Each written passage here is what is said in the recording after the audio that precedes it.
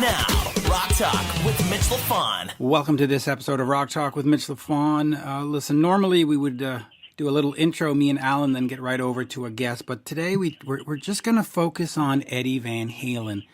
You know, the rock world has lost one of his greatest contributors, greatest heroes, greatest players, greatest showmen. I mean, all the words just go on and on.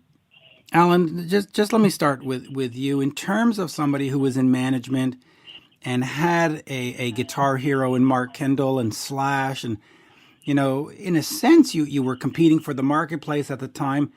What was it about Eddie? What did you notice about him? What did you learn from him and go, oh, I think my guys need to do that? What did Eddie mean in your world? Well, first of all, I never really felt competitive with Van Halen because for me, Van Halen were already established. I mean, that first album that came out in the late 70s, I thought was really exciting, had great energy, and was just a great rock and roll album, and definitely made a huge impression on everybody. So I never really felt competitive with him. You know, obviously when something like this happens, the emails start going, the texts start going, and so on and so forth. And, you know, there are one or two people who want to call and talk and can talk about him. And I'm not sure, you know, how much I enjoy doing that anymore. I mean, people seem to be passing very quickly these days. But one of the thoughts that ran through my mind when I was thinking about Van Halen and thinking about Eddie was that I think people miss that Van Halen formed in 1972. And they did not put a record out until, correct me if I'm wrong, 1977. And the thought that came back to my mind was, wow, I have to remember this, because many times I'm asked, you know, what does a band need to do to get noticed and so on and so forth. And time and again, I have to go back to spend time together. It takes time to become a band. And there is one example I'd forgotten about in my consciousness, that Van Halen were together for 5 years before they got their break. And I believe they got their break at the Starwood, opening for George Lynch one night. And Warner Brothers were actually down to see Lynch and saw the opening band and said, hello, what's this? Yeah, it's funny because I was talking to Bobby Blotzer about all of this the other day, and he was there. He was saying, I was there at the Starwood that night. I was playing with George, or I'd played there with George, and the band came in, and we saw, well, okay, well, there's Jim Dandy on vocals, and the drummer, you know, with his drum risers made out of milk crates, and everybody said, you know what? Then we heard Eddie play, and we just went, oh, we're in trouble. This band is going, you know. Were you weren't in the States in the 70s, so you never saw any of that early stuff, though, did you? I first came to America in January of 1977, and I was living out of a suitcase working for Virgin in those days. So I was aware of what was on the radio. I was aware of new releases.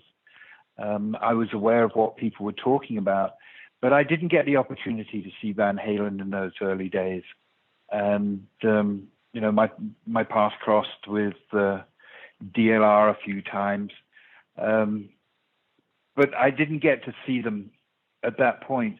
But my point still stands, is one of the reasons why Van Halen were a great band was because they were a band who found their chemistry and spent 5 years working backyard parties and Starwood-style gigs before they got signed.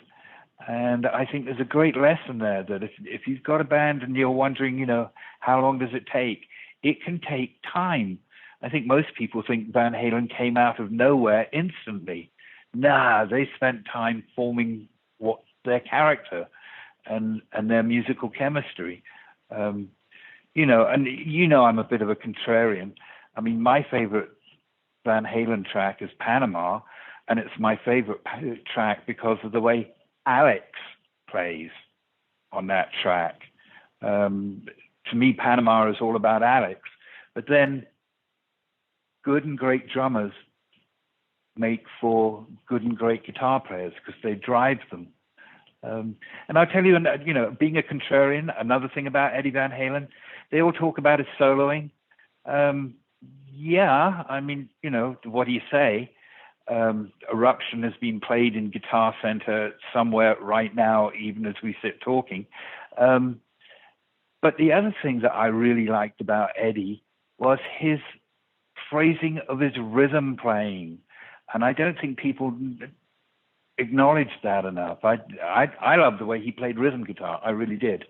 He played with a slash and a verve and an excitement and driven by his brother, and voila, you've got some terrific rock and roll. Terrific rock and roll. Now, the other thing about spending time together for 5 years, because a lot of bands don't do that, is they spent some of that time playing Kiss covers at their show. So that's another part of the magic sauce, I think. Well, that will probably explain why it took 5 years instead of 2.5. But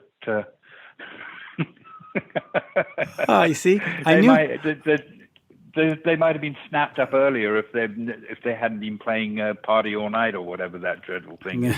But they were covering some Kiss and some Aerosmith. But the other thing I want to say about this is, for the last sort of 5 years, fans have gotten on the internet in this position of know-it-all, and they're like, Eddie should just get Michael back, and they should just get this, and, F these guys for not. And, fans need to sometimes step back and realize that, A, you don't own these artists, and B, sometimes they're stepping away from the spotlight, not because they hate the other guy or there's a management issue. Sometimes there's real life issues like this one. And, for all those people that sat there and bitched and moaned about they should do this, and like better, right? It's like, stop it. Let these artists have a private life. Let them step out of the limelight once in a while. And, when we got the news, and when I got the news, I got a call from my buddy Jeremy White, and he said, dude, Eddie Van Halen's dead. And I went, oh, stop it. No, he's not. And then I went and looked, and I saw Wolfie's post, and I went, okay. Wolfie wouldn't be kidding about this. And then that shock hits you. Well, for me, it wasn't a shock, because being connected to certain lines of communication and conversation, I knew that Eddie had been really struggling with this illness for a long time, been very brave, kept his spirit about him, kept his good soul. It wasn't that much of a shock. In fact, I rather thought that he was going to go earlier this year. There was a moment when it seemed like he wasn't doing so well. And then, of course, the weekend before last, his body just gave up. So it wasn't that much of a shock, and in terms of people saying this, that, and the other, I mean, we all know the internet is overpopulated by morons, who just love to spout off because it makes them feel relevant at the moment. But, one of the things this last week that warmed me was the fact that Wolfie had the chance to play with his dad, and that they played together and thoroughly enjoyed playing together and played well together. And that's a beautiful memory that Wolfie is going to have for the rest of his life. And a moment of magic between father and son, a very rare kind of magic between father and son. And that really warmed my heart to think about that, and to think that, they'd had that time together. Same with me, and I've seen online over the years and recently, of course, pictures of Wolf and Ed on stage. Dad rubbing his head, and you remember the old MasterCard commercials with this cost this much, this cost this much, and then priceless. I mean, those are priceless memories. You cannot totally priceless. Oh, yeah. But I don't know if you're aware of this, but talking about the magical, mystical magnificent Kiss. My God, that was difficult to say. You may be aware, or you may not be aware, that there was a time when, talking about holding bands together, that there was a time apparently when Eddie was so frustrated, and I think this would have been 1983, somewhere around there, that he called Gene Simmons because, he and Gene knew each other from the 70s, and told Gene that he wanted to join Kiss. Did you know that? I had heard about that, but I'll say one thing about that. That probably wouldn't have worked out because I think some band members Of course belong. not. No, of course not, because if you everybody over the years, people always picked on CC DeVille. Oh, Poison CC DeVille. But if you put Eddie Van Halen in Poison, it's no longer Poison. It doesn't sound right. Or they say, oh, Peter Criss can't play drums. Imagine what Kiss would have been like with Neil Peart. It's like it would have been a mess because Neil's not meant to play that kind of song. So Well, sometimes great players don't. Yes. I was just going to say, apparently Gene Simmons had the appropriate and accurate assessment at the time and looked at Eddie and said, you can't leave your band. It's called Van Halen. It is your band. And that's not just a matter of possession and control. That's a matter of content and style. Because, Van Halen without Eddie, I don't know. Alex, I think, is an incredibly underrated drummer in the shadow of his younger brother, and I think he deserves far more credit than he gets. But the absolute magic of Van Halen to me on my first impression was, the songs are good and the vocalist had an attitude, but my God, there was some fire coming off that fretboard on that first album that was just magical. You talk about you can't imagine Van Halen without Eddie or the band. It's his name.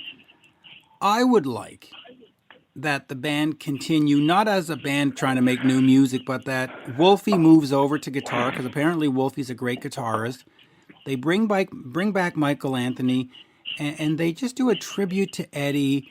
Get David and Sammy. Forget all this nonsense about we're better, I'm bigger. Just go out there and for the fans and for the band also, just give it a closure where you come out and you say, an evening of celebrating Eddie Van Halen. You don't even have to call the band Van Halen. Just say, Sammy Hagar, David Lee Roth, Wolfgang Alex present an evening of celebrating Eddie Van Halen.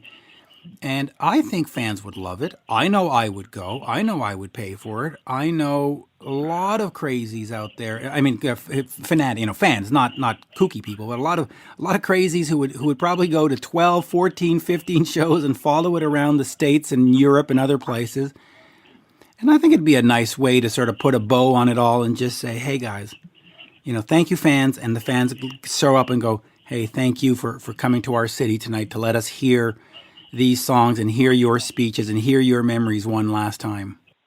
That would be a hell of a big ask of Wolfie. And I think quite honestly, now they all just need to keep their own counsel and come to terms with the fact that they've got to grieve and deal with that.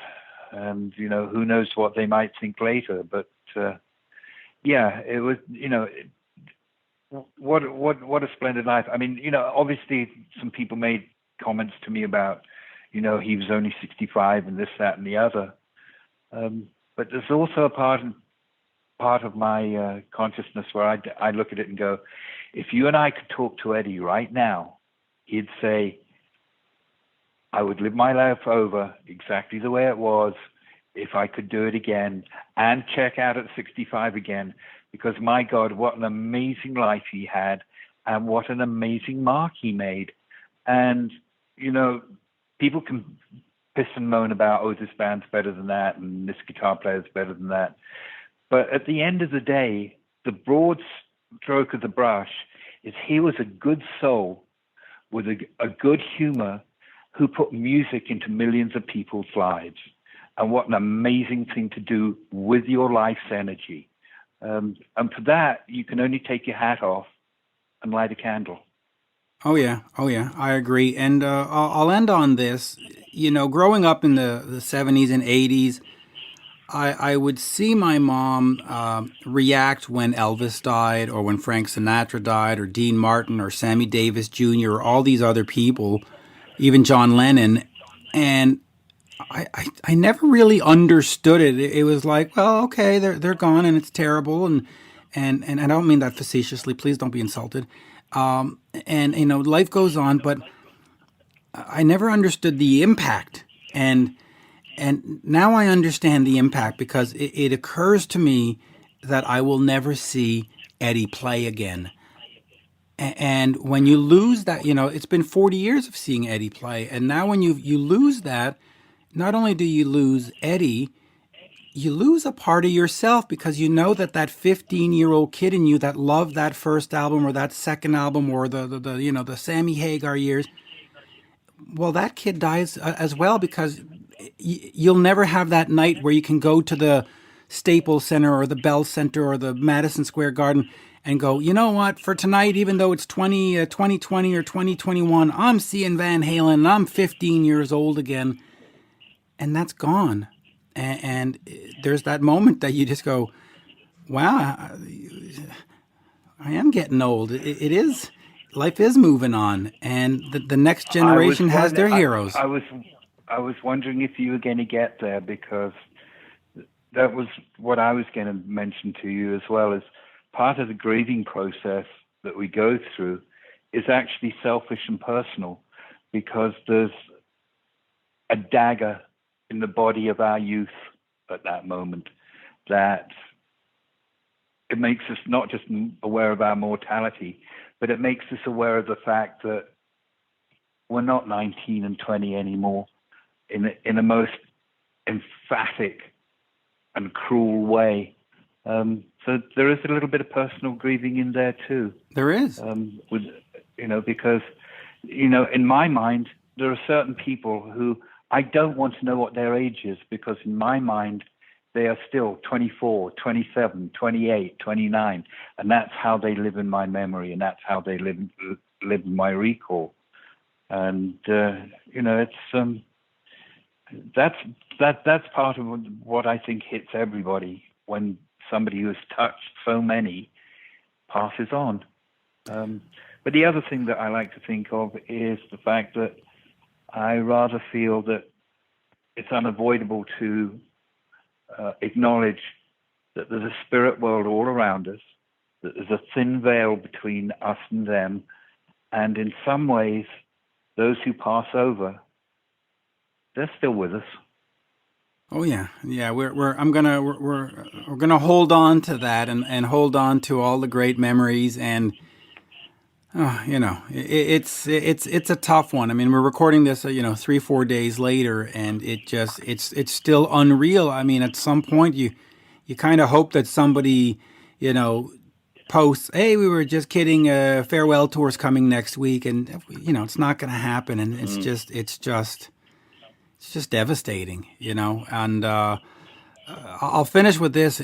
For all the fans out there, when we talk about Kiss and replacement players and all these other, just stop. Just go to the show and enjoy it, because you can see how suddenly it all ends and the shows end. And there's, you know, from COVID to Eddie passing away and to other people passing away, you know, Prince and David Bowie, and one day it's there and the next day it's not. And instead of spending the time when it's there going, "Oh, I don't like this guy," just go, "Hey, you know what? I have a chance to go see this band one more time. Let me just enjoy it and just say thank you." You know, because they gave you 30 years of their lives. They gave you 40 years of their lives. And if you look at the Rolling Stones or Paul McCartney or even the Scorpions, they've given you almost 60 years of their lives. So just go.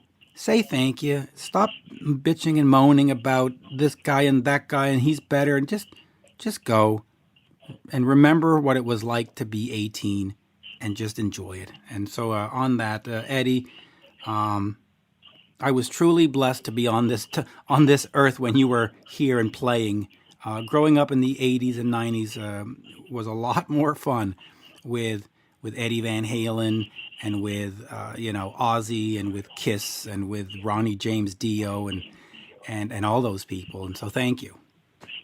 Last words, Yes, Alan? and also the music still lives. I mean, the first major blow to my psyche in that respect was when Jimi Hendrix passed.